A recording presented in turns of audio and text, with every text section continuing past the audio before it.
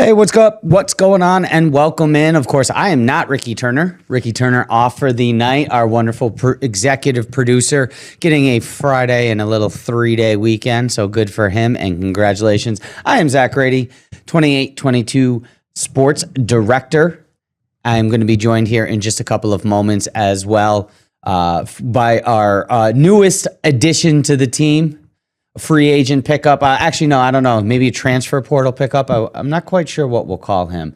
But either way, we're excited to have Connor Core as a part. I haven't unmuted you yet, so that's all right. It's all right. I got you. You're good now. I was gonna say maybe a sign-in trade, maybe. Sign-in trade? Maybe it's the best way to describe it. That's not bad. I like that. I like that. I would say. Yeah. I think it's a So, good one to say. Yeah. and in just a moment, I'm going to get Connor up here as well. We had some fun earlier this afternoon, and we had newsmakers going today. Allison on the red carpet. She's gonna kill me because I always get that wrong. That we had that up and going, and now I've gone ahead and found our 2 box. I'm just waiting to get rid of my name as Ricky Turner. No, maybe I want to be Ricky all night. I'm okay with that. Not the worst. Not the worst thing in the world. No. Ricky does work, man. Ricky does work, and there we go. And we are joined tonight by Connor Core, 2822 SportsNight here on WBRE, WYOU. As we say, we are always trusting the process here as we no, I mean, it's great. Yeah. We're getting an infusion of technology into the 2822 Now podcast room. We're getting an infusion of some wonderful guests that will be joining us as we get ready and into the football season. I'm excited. I was talking with WPHL this afternoon, actually. Oh, nice. So we're going to make sure that, and you know what that means? LeBron watch, okay? I mean, at the end of the day, we love the Eagles. Football is king, but once LeBron starts playing basketball, that's I think where all attention goes. You said football is king, but there is another king coming into the state of Pennsylvania, the Keystone State. He is the king, yeah. Yeah, so yeah, that makes sense. Although, absolutely. All right, let's start here. He's the king, right? Yeah. At the end of the day, Kobe still it's still Kobe. For everyone watching at home, we did not script this. Are you a Kobe stan? Kobe stan. I love the mentality. He's not my favorite though. Okay. Yeah. I honestly thought you were gonna open right up into the MJ LeBron debate. No. Listen, we're out of the summer. It's not July anymore. Okay. I mean, we don't have to worry about the MJ LeBron debate, and we certainly don't have to worry about Dak's contract. We're in high school football season. There's other stuff we can talk about finally. Yes. Although we were talking about it. I mean, Ricky and I had mentioned it. It was a great summer. Oh wow, look at me right here. I'm all torn up here. I'm just noticing on the big screen over there. Gotcha. Yeah. I didn't see that. Yeah. Hey, gotta skew those viewers if we can. I didn't realize there was a second screen up there that was working. Yeah, no, absolutely. Awesome. Hey, got to make sure people are tuning in to 2822 Sports Night. However many we can get and stack those numbers. Absolutely. Yeah. I just lost my train of thought now too. We were talking about LeBron, and you were asking me if I was Kobe stan. Yeah, no, but absolutely. But no, actually, Ricky and I were talking. It was a wonderful summer. It was an incredible summer with a lot going on. I mean, we really didn't have too much downtime, especially with the World Cup this year, and then as well, Little League World Series. It's the state championships being right here in. Williamsport, no, 2 hours away. Yes, but the state championships actually were here in Jenkins Township as well. Yeah. And Blue Mountain, who is a local team, an opportunity to. Unfortunately, they came a little bit shy. Mm-hmm. Lost in the championship game to Eastside, who, as we know, Eastside punched their ticket today, and they're heading to Williamsport. Yeah, that's awesome. Yeah, it's a great opportunity for Pennsylvania. I don't know off the top of my head when the last time a Pennsylvania team represented the Mid-Atlantic. It's not that long ago. Okay, because gotcha. You know what? Even talking to the coaches and talking to Bob Bertoni this year over at Jenkins Township Little League. Right. Little League means something different here in Pennsylvania. And for a team to be able to represent the state at the Mid-Atlantic Championship and Coach Bob Hennessy and that team who we got a chance to talk to, they meant it means a little bit more to be able to be playing, even though Williamsport's not really East Side's backyard. Right. the whole state becomes Eastside's backyard over the next couple of weeks. Oh my God, yeah. I know I was talking yesterday during the show that, an itch I needed to scratch was college. It was just football, period. But I think for the next, 2 weeks when the Little League World Series is here and in Williamsport, it's the purest form of baseball that you can expect at anywhere. And it just happens to be quite literally right in our backyard each and every year. So I'll tell you, awesome. This is the most excited I've been in a long, long time. And I mean, last year I was up in Binghamton, New York, and actually 10-year anniversary, to be honest with you. So Binghamton, New York, that area, Maine and New York, won the Little League World Series championship, the World Championship. How far is that from Binghamton? It's one of the suburbs. It would be like if we were talking about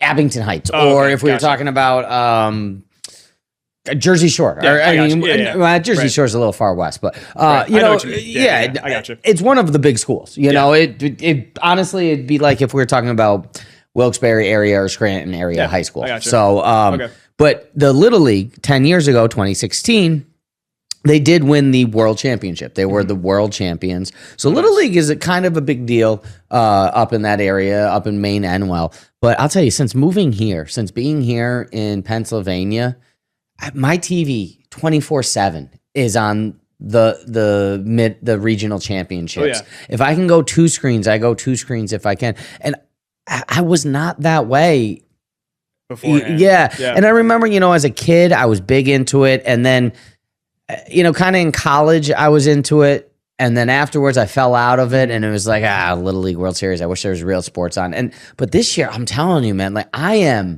it's awesome. Right. I'm so excited. Yeah. I'm so excited. Yeah, and I'm sure part of that had to do with the fact that, a team from Jenkins Township, right in our backyard, made it, quite as far as they could without actually going to the tournament. So that was, I'm sure that made me a little bit excited for you as well. But I wish I was, and I'll say this to the folks out in Jenkins Township. Well, no, not in Jacobs Township. Sorry, the folks in Blue Mountain. Yeah, I wish I was more aware sooner. I apologize to them and same thing. The Minersville softball team. I wish I had just known a little bit sooner. I'm new here. I'm learning, and it's the same. When I'm experienced, but I'm also meeting these new coaches. Every time I go meet a head football coach, it's the first time. So it's exciting. Everything is exciting, and we're literally 2 weeks away. This is our second Football Friday show of the year, and we're sitting here talking about baseball. But I think Eastside winning a state championship does take precedent. I think so, yeah. But no, second Football Friday show of the year, and we're only 2 more Football Fridays away from the real deal. Yeah, I was helping out last year when I was a news reporter at the time, but each and every Friday, I didn't feel like I was working an extra 7 to 8 hours, cutting highlights and stuff for whatnot with a football game. It truly does excite people, not only me, but people across the area. They tune in and care about their high school teams. Like I said, I think I was mentioning it to you off camera yesterday, just about how much people care about the local sports, the teams that they, are representing their communities. So certainly, like I said, it's long time coming. I've been waiting for it since November last year. And not just the people watching, the kids that are putting on the pads and the coaches that are on the sidelines talk about how important it is to represent their community, how important it is to be a something that brings the town or the city or the, whatever the municipality is. It brings them together from the smallest single A schools all the way up to the big 6As. Yeah, I agree. Yeah, and that's when I was actually at Dallas area high school today.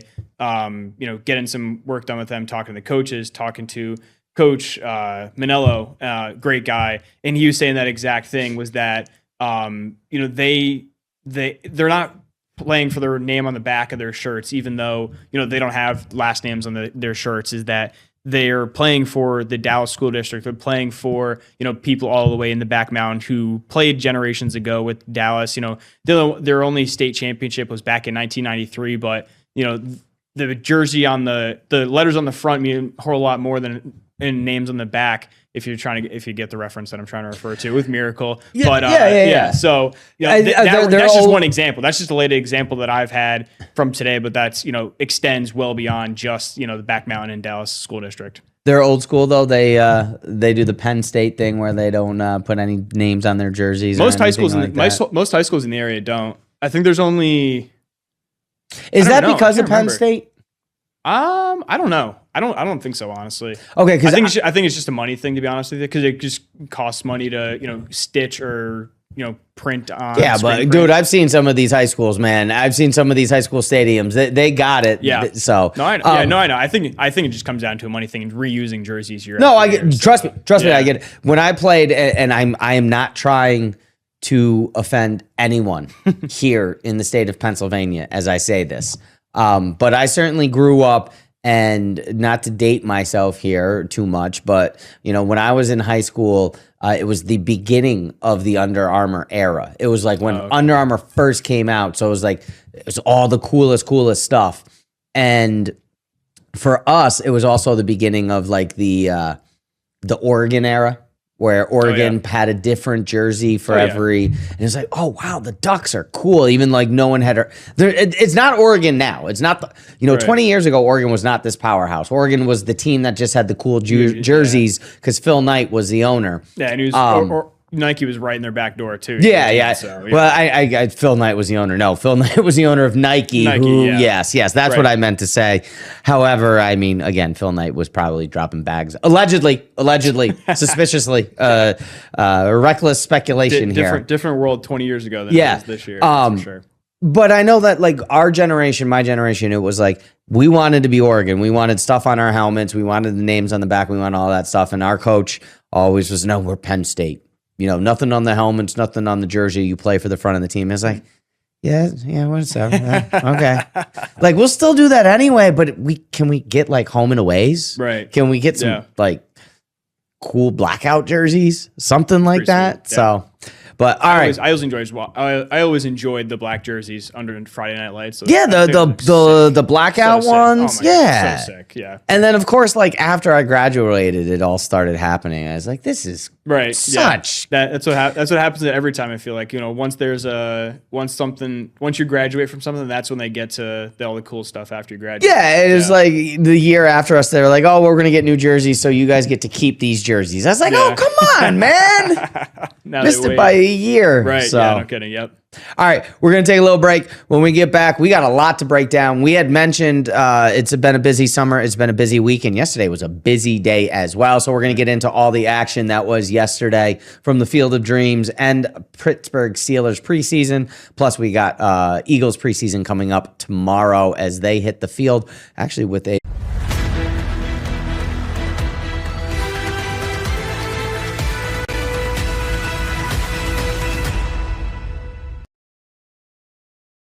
Hey, welcome back, and we'll try that again as I'm getting better at it. I'm trusting the process. I'm learning the buttons, and of course, next week we'll get rid of all of this technology, and I'll have something new. So, you're always learning. The more you know, the joys of aging and trying to figure out technology.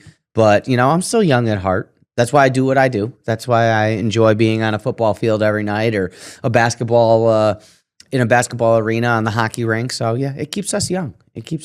I'm also loving right now, I'm looking at Ricky's tabs from yesterday, and it's helping me think of what we talked about as we got Packers backup quarterback, Nick Farbaugh's Twitter. He is a Steelers beat reporter. Okay. Pennsylvania Little League champions. And so to answer your question, the last time Pennsylvania represented the Little League World Series was last year. The Glenmore Eagles out of Southeastern in Chester County. The year before that, it was Council Rock. That's a cool name. I like that. Hollidaysburg. We saw them play. Yeah, so 2025, 2024, 2023, 2020. So actually, this will be 6 years in a row after a 10-year drought. 2015, Red Lamb Little League went ahead and won the championship. And then basically from then until 2021, and now it's been 6 years in a row. Still muted. Try it again. We'll get it eventually. We'll get it eventually. No, I think it just shows you how much I pay attention to the teams that are actually representing Mid-Atlantic. Because I in the first block we had talked about how I was like, I think it's been a long time since Pennsylvania's been represented. 6 straight years. That shows how much. No. I mean, it's. Listen, I say to people all the time, and they don't necessarily understand it sometimes when I say like, hey, yeah, I'm a sports director, and I've probably watched the least amount of sports I've ever watched in my whole life. Like, well, no, I mean, when I was doing other things, I used to be a financial advisor way back in the day, and I had 2 TVs. So if I was at home and I was working on the home office, I could have the Mets game up. I could have whatever up. Yeah. I mean, now, hey, man, if you ask me about the New York Mets this season, I don't really know a lot, unfortunately. But if you ask me about District 4 football, I'm learning. And I'm gonna keep doing it. Yeah. So you get an expertise in the things that you're at every day. So like, hey, maybe every day I'm not watching 162 baseball games like I used to. I'm not, although I will tell you this. Come Saturday and Sunday, I'll have every TV. Oh yeah, I'll be locked in. Speaking of which, locked in last night was a former Penn State quarterback, and Ricky's pick in our little debate. I was thinking about that exact thing when I was watching the as game you were last night. as you were Mr. Howard. Yeah. Man, what the heck was I thinking? I honestly was not expecting all that from Drew Allar. I think 3 touchdowns, 2 of them in the air, 1 rushing, just a stellar game from the rookie. I know Ricky was making his debate. It was only 10 of 13. So, I mean, still better than what I was expecting, to be honest. I think his quarterback rating at the end was like 110. Yeah, he looked okay. It was good. Very good. It was good. Very good. I was pleasantly surprised with how he looked, because that was the first time he's had real game action since when he played. I can't remember who Penn State was playing when he broke his ankle, when he did something to his ankle. Yeah. I can't remember what game it was, but it's like 8 months, 7 or 8 months since he's played real football competition. And granted, I don't know how much stock we all want to put into preseason. I know we were talking about yesterday. I was just excited that preseason football is back. But if that's Drew Allar going to be, if Drew Allar's going to play that way in the other 2 preseason games, I would not be shocked at this point if he ends up taking the QB2 job. From Mason Rudolph? I don't know if Mason Rudolph. Do you think Mason Rudolph's in competition at QB2? I think Mason Rudolph's the guy who's going to get cut. You get cut, okay? Because there's 4 quarterbacks, and I mean, ultimately, Aaron Rodgers, obviously, he's your starter. He's on your roster. Yeah. He's going to get it. I think the fact that Drew Allar and Will Howard both can be utilized through the practice squad as well, where Mason Rudolph, if you keep him, he's on your 53. So unless they're going to put both Allar and Howard on the practice squad, I think one of them would be the backup. Yeah, I find that hard to believe. I don't think that Allar or Howard will be cut. I think if they don't make the 53, they obviously will. I think they'll both end up being on the practice squad. Yeah, I think. Well, there's got to be a QB3. No. A lot of them keep QB2, and then they'll have the emergency for that. But ultimately, I mean, at least on game days, you want to at least have the backup for the backup, and they'll have one person like not dressed for the game. I think that was my reasoning for it. No, I understand that, but I mean, you look at that roster now. You do have. I mean, Seattle used to roll DK Metcalf as their emergency QB3, so it saved a roster spot, and Metcalf could get up. So I mean, it just depends on what Mike McCarthy does each week with the 48 that you dress compared to the 53 that's on the active, and then the other 12 that. Sorry, there's a bug coming in my phone. The other 12 that you got on the practice squad. So I mean, I think Allar and Howard provide a little bit more flexibility versus Mason Rudolph is going to be. Is he your backup quarterback? Which he's I think he's been for decades. Right. Yeah. I mean, he got drafted in Pittsburgh many moons ago. 2017? No, I think it's 2017. Longer than that. Or at least it feels longer than that. It feels like Mason Rudolph has been around. It definitely feels longer than that because he was around, I think it was for 1 year when Ben Roethlisberger retired, and he retired back in 20. Honestly, it feels like Mason Rudolph at one point in time was Neil O'Donnell's backup. That's how old he is to me. You're really dating yourself because I have no idea who that is. He took the Steelers to a Super Bowl. How do you not know Neil from the 90s? Yes. Took the From the Steelers to 90s. a Super Bowl. I only knew that the Steelers lost to the Cowboys. Yes, I and knew that who was the quarterback. that was the Neil O'Donnell team. Yes. Gotcha. Yes. Yeah, you're really dating yourself with that, I'll be honest with you. No, that's history, man. You got to know that. I hate to say it. Especially in a loss, I don't think I should know who the Steelers quarterback actually was there. Oh, no, because then you hate him and you curse him out every time that they bring it up. Yeah, he was drafted in the 3rd round in 2018. Yeah, he I also said played for the Tennessee Titans. He's he was in the Titans for 31 1 year. years old, but Yeah, because I remember the year that he got drafted because he came out of Oklahoma State and his wide receiver, James Washington, was also coming out of Oklahoma State. The Steelers drafted them in the same year.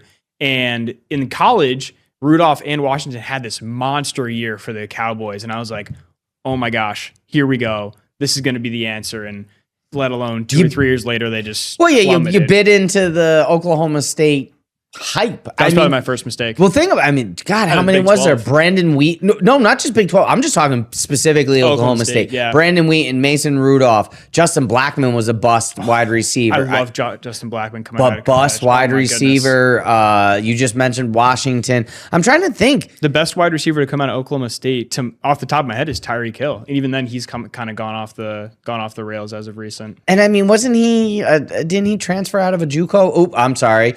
I forget when you search on one thing, it messes up the other one. Let's go back. We'll get you back on here. Don't worry. I wasn't trying to ISO ball you.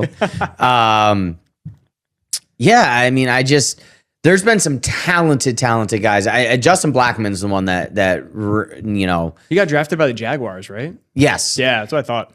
But I know there's other ones. Ball knowledge. Even though it didn't come out as much as quick as not of a bust as I would have wanted, but yeah. No, I thought he was going to be spectacular. Oh my gosh. Oh, actually, you know what? Him in the same year, Allen Robinson, the Penn State wide receiver. I think it was him and those two guys got drafted in the same year, like right around the same time. And I was like, man, the Jaguars wide receiver room is going to be fantastic. And then, I should take same spot. I should take it back. Actually, you know what? I will not call Des Bryant a bust. Des Bryant went to OSU? Oh, yeah. I won't call Des Bryant a bust. Yeah, absolutely. But other than that, did Des Bryant catch that ball years ago? I thought so. Yeah, I thought so. I thought so too. Yeah. Yeah, Justin Blackmon, back-to-back Blitnikoff award winners, unanimous All-American. Yeah. That's a shame. All right, let's get another one in.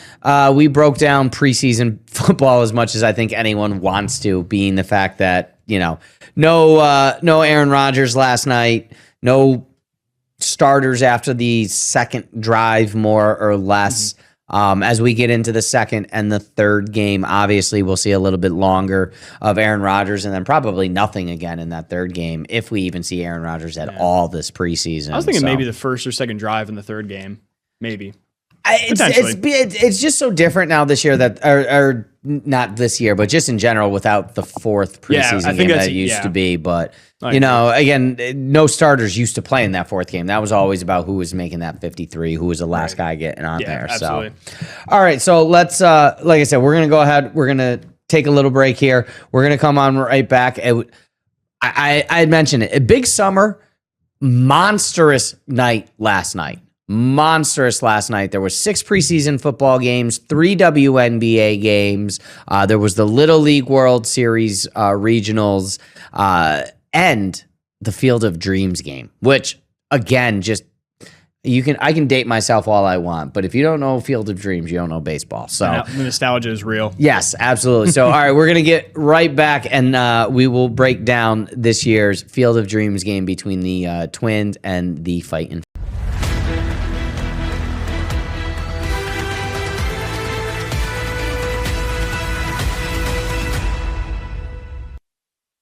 Hey, welcome back in. This is 2822 Sports Night right here, live on YouTube, live on Facebook, and of course, as always, on 2822 Now, which you can download on Apple, Amazon, or Roku. Got to get that Google, too. Got to get that Google soon. Yeah, it wouldn't be the worst idea. No. And be everywhere. That's what we're trying to be. We are everywhere. We actually have been a ton of places. Listen, I'm not going to talk about anyone else other than our station. But I will say, I don't see, when I'm out and about, when we got our cameras out there, when we're at these things, I don't see a lot of other people there.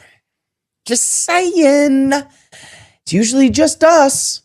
I crossed paths with a couple of people. I'll be honest with you. I know, so have I, but I mean, trying to hype us up, my man. Yeah, I got you. No. I listen, honestly, and I've said this to every person that I've worked with, and I've tried to teach and impart a little bit of my wisdom and everything like that.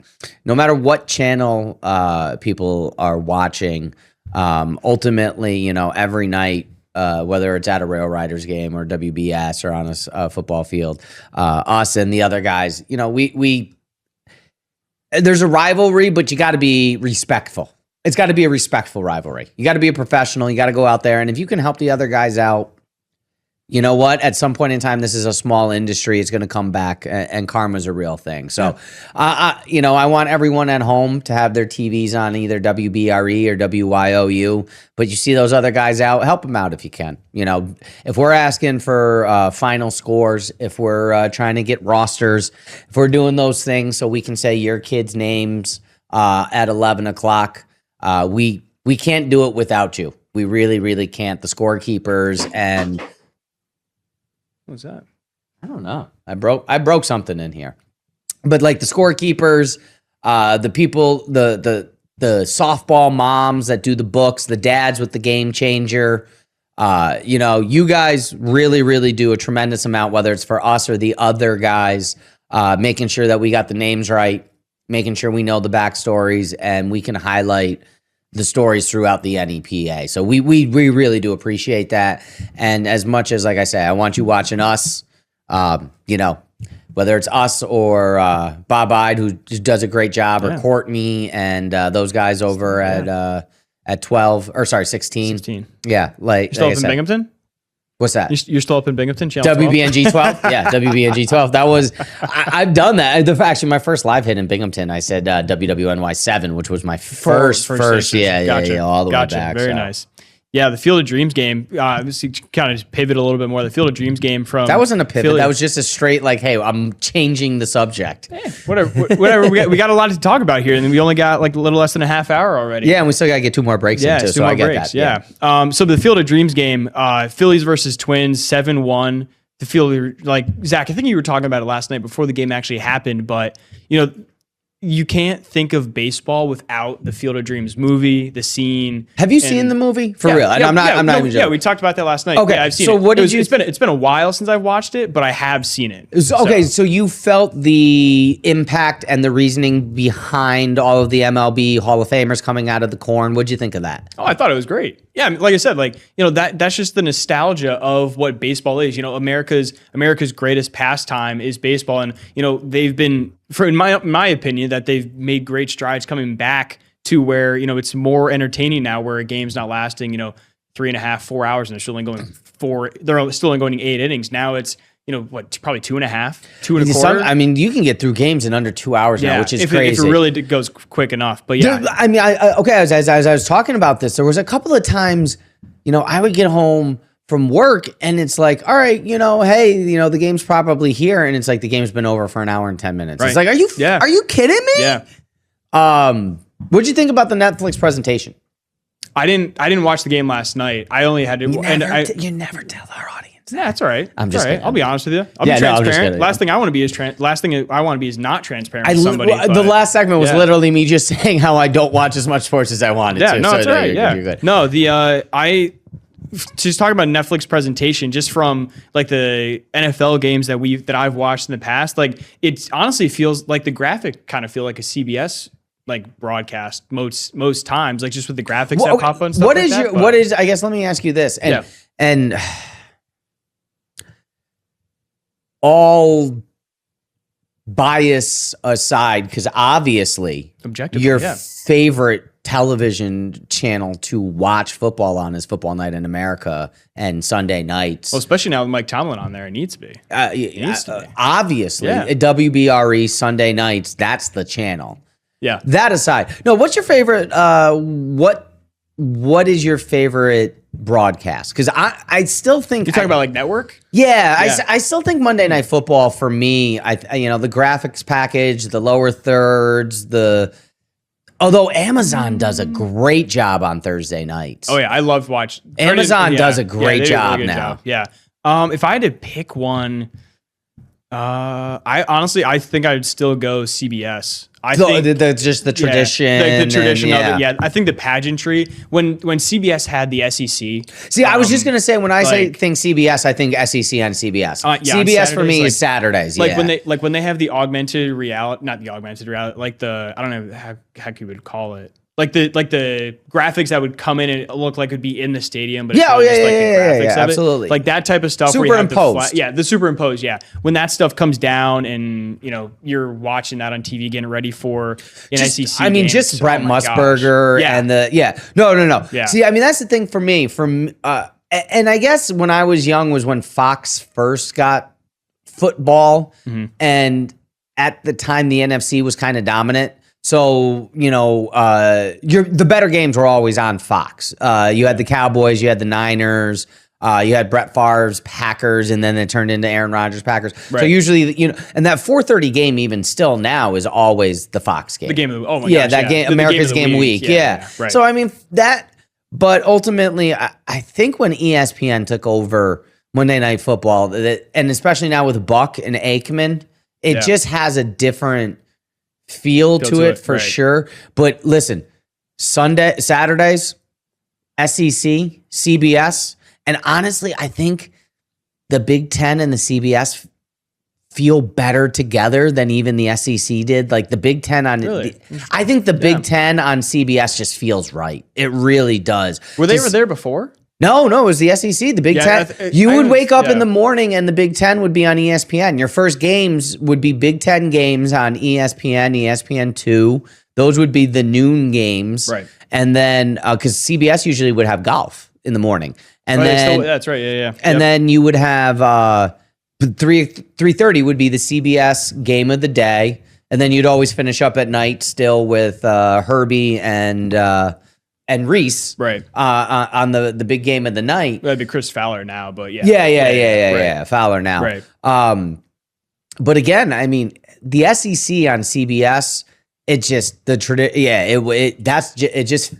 I think for me as well. Like when I think about broadcasting legends, you think about Jim Nantz, and like he's the guy who I honestly looked up to early on in my career. Like, because I had initially thought I wanted to be the next, like, Jim Nantz, I could Joe see Buck, you wearing like a Jim Nantz polo. I could see you in a hello friends. Yeah. Yes, nice little soft thing going into golf. No, but they that's just who I always gravitated to. And then I started learning more about the guys who were also doing play-by-play, like Ian Eagle, like all these different guys, and it's Ian's all great. CBS as well. Ian's one of the best. Yeah, it's fantastic. Yeah, but I think CBS I would lean to kind of wrap around to give the long-winded answer. No, you're fine. This is absolutely. Don't ever worry about. Hey, we got an hour, man. So don't ever worry about that. I think CBS would be my go-to. But I think for college football, I would have to go ESPN, because I think ESPN does a great job with college football broadcasts. Injecting that sound from the stadiums. So like when you are you considering, or are you including College Game Day in that? Because Game Day, it's its own thing. I would say, College Game Day is an institution. There's nothing like it, man. Listen, Big Ten, and actually, the Big Ten, it's Big Noon broadcast ain't bad. It's not bad. Yeah. And I do like some of the guys that they have. Brady Quinn is real good. Reggie Bush has been good. Matt Leinart. Yeah, absolutely. But Rob Stone is such. And now Rinaldi's over there too, which is. You want to talk about a great storyteller? There's one. He's the best. One of the best. Yeah. But I mean, like I said, College Game Days, it's its own. Yeah, it's an institution. I think for me, when it comes to the live broadcast, I tend to separate College Game Day and the rest of ESPN's broadcasts, because I think College Game Day is by itself such a large. College Game Day and Inside the NBA are their own. Yeah. Right. They're on a different level. Right. And actually, you have to add in a third one as well. There's College Game Day, there's Inside the NBA, and there's WBRE, WYOU's big game show on Saturday nights after the CBS The Big 3:30 Ten. game. Yeah. 7:30 Saturday nights. WYOU, our big game show, or I don't even know what we're calling it this year. We're still working on that. But either way, Time's ticking. okay. I'm excited for it. Trust me. For it. Yeah. I've sent in several PowerPoint presentations and suggestions of ideas, and like you said, Still time's working on it. ticking. Yeah, still working on it. September 5th, our first show, 7:30 WYOU, and of course, Friday, August 28th, our first big time football show on Friday night. That's both on BRE and WYOU. So, all right, we're going to take a break. And then when we come back, we will actually talk about the Field of Dreams game because we talked about everything else except for the game. Yeah. Kyle Schwartz.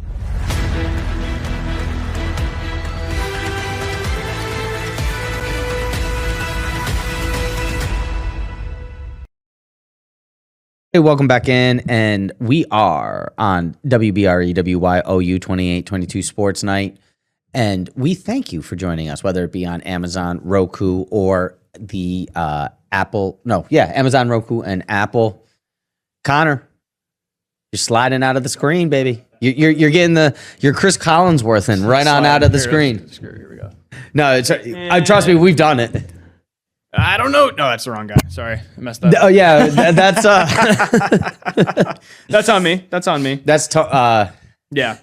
You want to talk about Tony? That's Teddy Romo. No, I don't. No, we don't need to. Everyone knows what happened there. Let's talk about. Dude doesn't deserve to lose his job. You don't think so? No. Oh, okay. Gotcha. Listen, guy had a bad moment. Yeah, ultimately, he had a few too many beers on the golf course. And again, this is all speculation. This is alleged. Right. This is just, at the end of the day, he just had a couple too many beers on the golf course. He shouldn't have gotten behind the wheel. Right. 1000%. Do we laugh at the video of him from the police? We do at this point in time because there were so many things in there that I think people could understand and could, I guess, align themselves with. Listen, when the girl goes, or when the police officer asked, have you had any head trauma in your life? The fact that he took a second to laugh, right. He's Tony Romo, man. She didn't, because the police officer didn't know who he was at the time. No, and I remember seeing, if I remember reading correctly, one of the police officers later was like, hey, by the way, this is Tony Romo, former Cowboys quarterback and now a CBS broadcaster. So which the CBS broadcaster thing doesn't okay, whatever. Yeah. But the fact that he was a former quarterback and certainly probably, again, speculating based upon, long history of concussions and CT and everything like that. Hey, maybe I'm not saying there's a gray area, they get a little bit longer, but him sober, completely sober, likely wouldn't have been able to do some of those tests that she was asking. Yeah. And I've seen many, many people actually try it themselves sober. And the instructions were kind of, they were confusing to me. But at the end of the day, like I said, dude had a bad night. Does he deserve to lose his job? No. I think while the investigation is going on, I think that's part of the reason why. So suspend him while the investigation is going on. I'm okay with that. Yeah. I'm okay with that. But again, he got a DWI. I think there's probably a lot of people who watch football every Sunday who've gotten a Dewey along their time. I mean, I'm not condoning it. I'm not okay with it. Right. And especially now in this day and age of Uber and Lyft, there's no reason for it. Right. Yeah. But for people to be at home who probably have had some interaction with, if not themselves, they've known someone else who's gotten behind the wheel when they shouldn't, dude shouldn't lose his job. That's all I'm saying. Suspend him. Sure. Have him miss a few games. It's a tough situation. It really we just live in a world now where you make one mistake and it's your whole livelihood's over with. Yeah. Cruel, cruel world, that's for sure. Yeah, definitely. Yeah, especially for the right fielder last night for the Twins who gave Schwarber his second home run. Yeah. Yep. I didn't actually see that clip, but I remember hearing about it. He hit his glove and and listen, it was a tough catch. It wasn't like Jose Canseco where he got hit in the head and it went over the top of the wall, but you could see the anger on the face of the right fielder as Schwarber was giving his little there to the field. So peace, love, and harmony. But okay, I mean, around the court, run around the baseball field. Listen, what they said last night rings true, and it's what we've been saying for a while now. Oh, well, if the Phillies offense looks like this every game, they certainly are a World Series contender. Yeah. I don't know whose voice I was just doing there in that impression there, but not sure either. I'll be honest. Trying to figure it out still. You want me to do I can do the old hey, see, when we had the press hat and everything like that. Yeah, obviously. If Schwarber hits 2 home runs in a game and Brandon Marsh has a home run and you got 7 runs, yeah, for sure. But that's not what happens to the Phillies in the playoffs. Yeah. Yeah, especially after this game, you would think exactly what you were saying. Like after this one game where they won 7-1, Kyle Schwarber, Trey Turner, and Bryce Harper all scored at least once. That the top of the lineups do what they want to do. It's just a matter of can they consistently do it? That is the question that not only the Phillies but all of baseball. Okay, here's one. You got that lineup. You got Marsh. You got Harper. You got Schwarber. You got Turner. You got that type of the lineup. Can you do that for 4 games against Skubal, Ohtani, Yamamoto, Snell, and Glasnow? You're already putting the Dodgers into the World Series? Oh, come on, man. No, not the World Series. I'm saying teams I'm not saying that caliber? No. Listen, Dodgers are going to be in the playoffs. Phillies are going to be in the playoffs. Braves are going to be in the playoffs. So, I mean, ultimately, you may not run into the Dodgers. You may run into a different team. But I think at the end of the day, every team in the NL, every team in baseball right now has to ask, can you beat the Dodgers 4 times when their rotation will include Skubal, Yamamoto, Ohtani, Glasnow, Snell? How can you get 4 victories over those pitchers? It's very hard. It's hard to assume that you can. Like those guys are deadly. No, absolutely. But I mean, that's the Phillies have gone I mean, that's what they're building. They're building their lineup where the Dodgers are building the rotation. So do you think that ultimately that lineup can hit those guys? Do you think that lineup can stay hot, can stay consistent, can stay contributing over a 4-game series with the Dodgers? Are you asking me? Yeah. Okay. I mean, I don't in their current form, I find it hard to consistently be able to do it because, I don't know. I think the way, just looking at the box score right now from the Twins and the Phillies game, like outside of the top 3, obviously have their second baseman had 3 hits for the Phillies, but I don't know. It's figuring out a way to Luis Ariz. I mean, he's a batting champion. Right, yeah. 316 average. Yeah. Yeah, he's a 3-time batting champion. Right. Dude just hits. Yeah. Yeah. So there's obviously a shot, but I don't know if any team. It'd be hard to find any team that can actually go 4 games against the Dodgers pitching rotation. It's insane. And if you comparing it to the NBA, and we'll take a break right after this. We'll get our last one in here. But you compare it to the NBA, you look at teams like the Knicks built their team for one reason: to beat the Celtics. The Thunder built their team to beat the Nuggets, and now the Spurs have built their team to beat the Thunder. So it's ultimately baseball teams now have to figure out, how do we build a team to beat one team? Yeah. Yeah. No, yeah, absolutely. You hit it. Dude, you hit the nail right.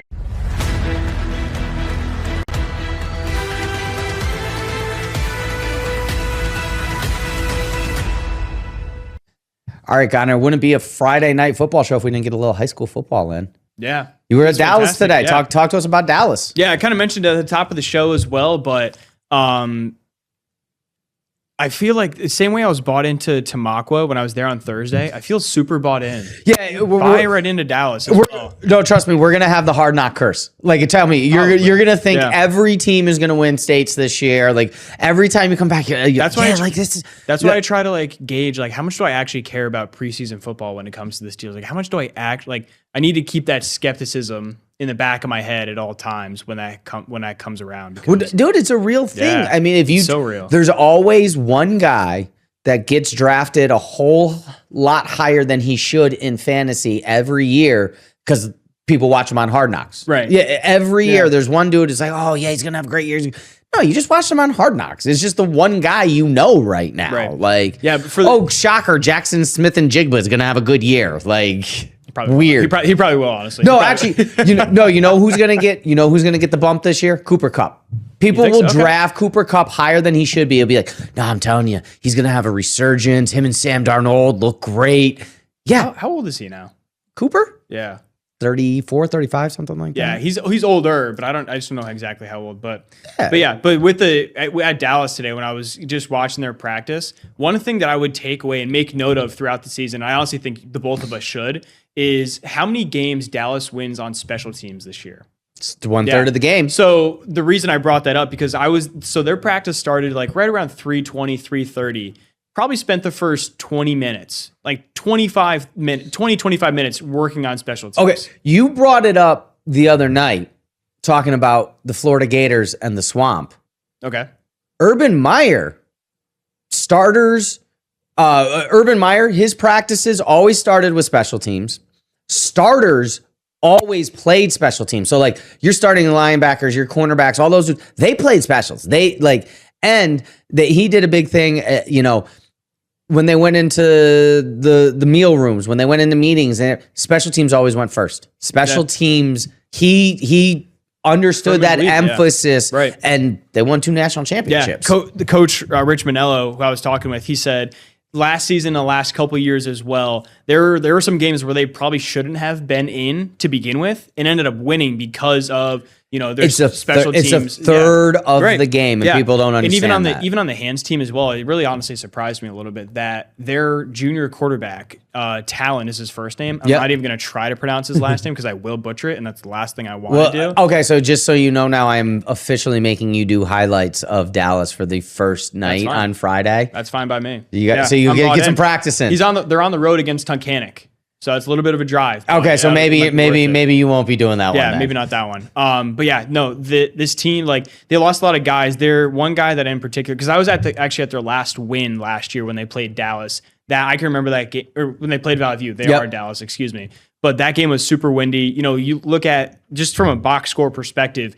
They started the season 1-5 and then rattled off 5 straight wins, made it to the district championship. And Coach Manello told me today they just got beat to a pulp by North Pocono in that district championship game. But they felt like you can tell that they used that momentum to go from what 2025 ended at, and it's right around 500, to try to have more success this year. I think honestly, I won't be married to the bet, but I think Dallas is going to be a very, very good team this upcoming year. Well, listen, when we and not just because I was at practice. No, that's fine. Listen, when we get into it here in a couple of weeks, you will be married to our NFL picks. You will be married to our NCAA picks. But no, we will not be picking PIAA football. We're not that much of degenerates. No, definitely not. I bet on preseason football, so I am, but you're not. Absolutely not. And speaking of preseason football, I am gonna finish up the night with Jets and Buccaneers. What a wonderful way to finish my Friday. Are you a Jets fan? I am. You are a Jets fan. Okay. Yes, gotcha. we appreciate you finishing your Friday with us here on WBRE WYOU 22 Sports Night, and we will see you next week as we will be out Loyal Sock, Montoursville, Williamsport, a couple